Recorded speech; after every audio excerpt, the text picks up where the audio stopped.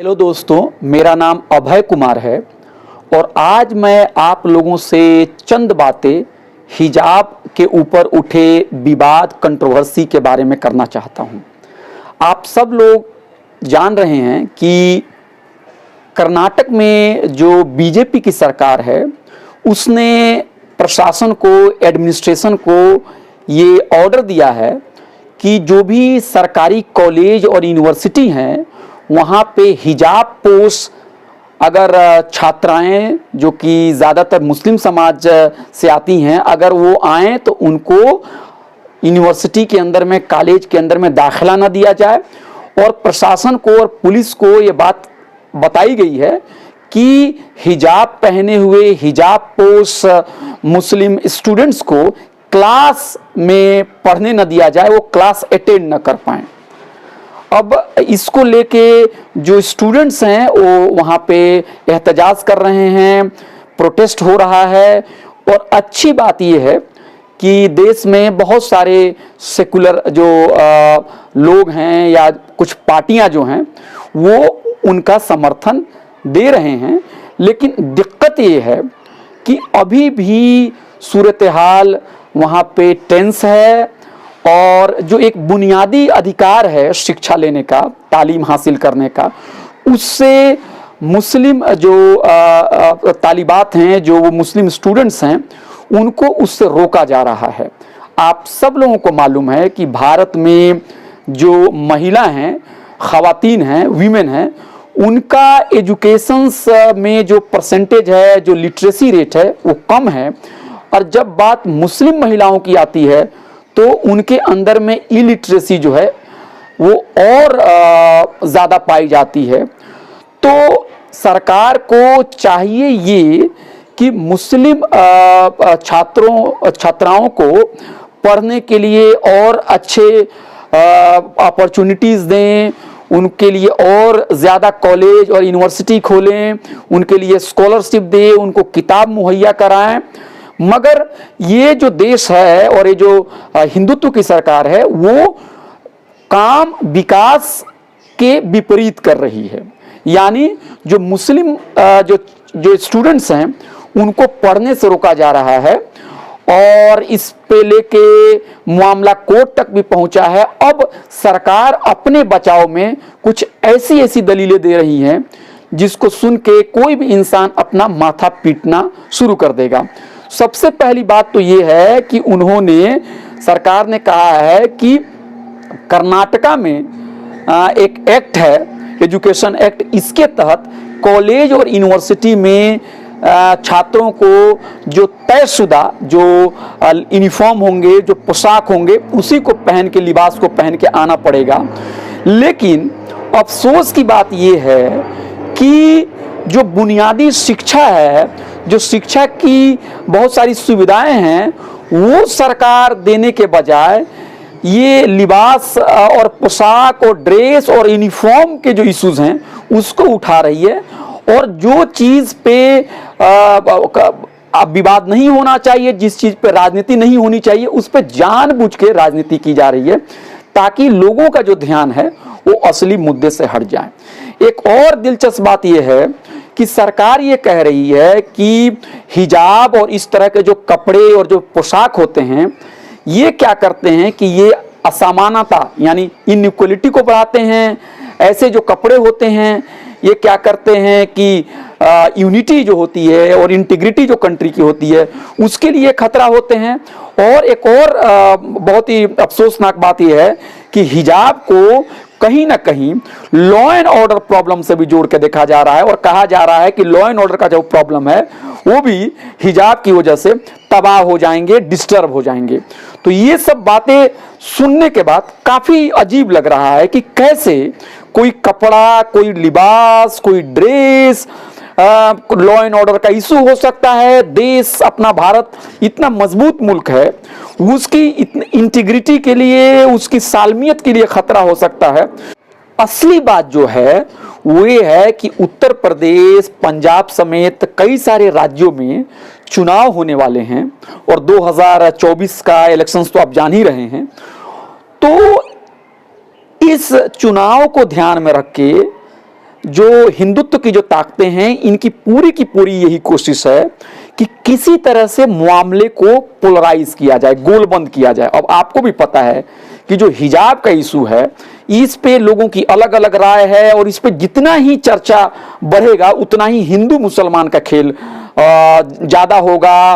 और जो रोजगार के जो सवाल हैं, जो शिक्षा के जो सवाल हैं, इससे लोगों का ध्यान हट जाएगा। कोई कहेगा हिजाब पहनना चाहिए, कोई कहेगा हिजाब नहीं पहनना चाहिए, और इसी पे सारी लड़ाई शुरू हो जाएगी। और सरकार जो जवाबदेह है जनता के प्रति कि उसने कितना विकास किया, उसने कितने रोजगार दिए, ये सारे सवाल दब जाएंगे और हिंदू मुसलमान का खेल शुरू हो जाएगा। तो ये तो उनके एक तत्कालिक फायदे होंगे, मतलब जो इमीडिएट जो उनको फायदा मिलने वाला है।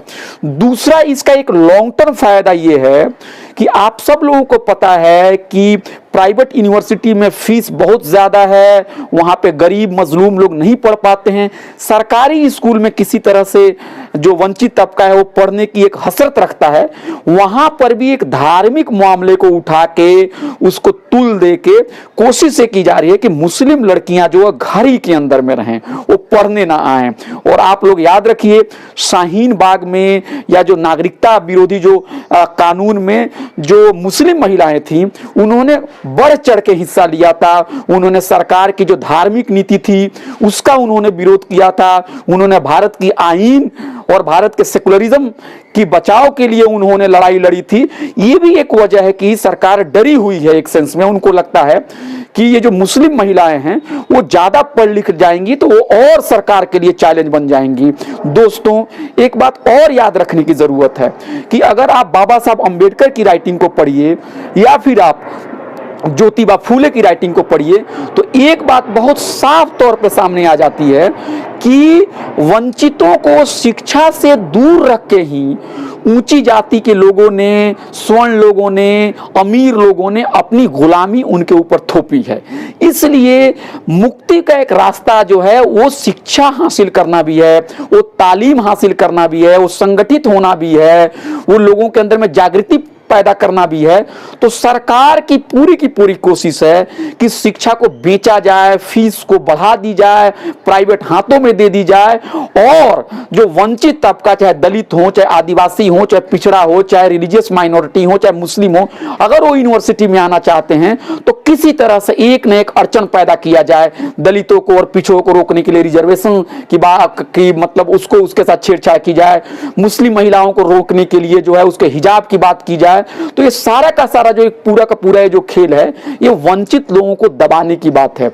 एक बात मैं आखिर में कहना चाहता हूं, अपील करना चाहता हूं सब लोगों को कि प्लीज, हिंदुस्तान में धर्म और जात पात के नाम पे जो भेदभाव फैलाने की जो कोशिश की जा रही है, उससे हमें डट कर मुकाबला करना है। और हिजाब जो है वो कहीं पर भी आपको क्या कहें कि ये लॉ एंड ऑर्डर का और कानून व्यवस्था का सवाल नहीं है, वो नज्म जब्त का सवाल नहीं है।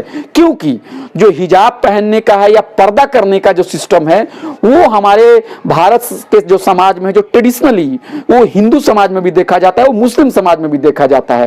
और ये भी हकीकत है कि पर्दा करना और हिजाब पहनना, सारे हिंदू भी नहीं उसको पर्दा करते हैं और सारे मुसलमान भी उसको हिजाब, महिलाएं हिजाब नहीं लगाती। ये एक व्यक्ति का अपना चॉइस है। किसी की राय हो सकती है कि उसे हिजाब पहनना है या हिजाब नहीं पहनना है। यह भी मुमकिन है कि एक घर में एक बहन हिजाब पहनती है और दूसरी बहन हिजाब नहीं पहनती है।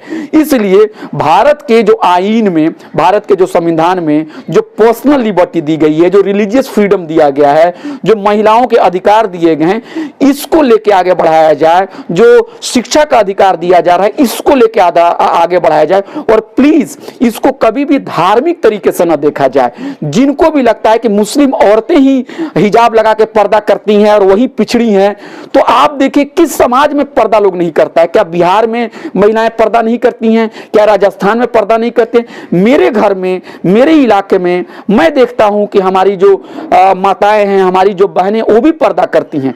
आपकी राय हो सकती है कि पर्दा प्रथा रहनी चाहिए कि नहीं रहनी चाहिए, किसी को पर्दा से बाहर आना चाहिए कि नहीं आना चाहिए, लेकिन कभी भी ये सारी चीजें से, जोर जबरदस्ती से नहीं हो सकता है।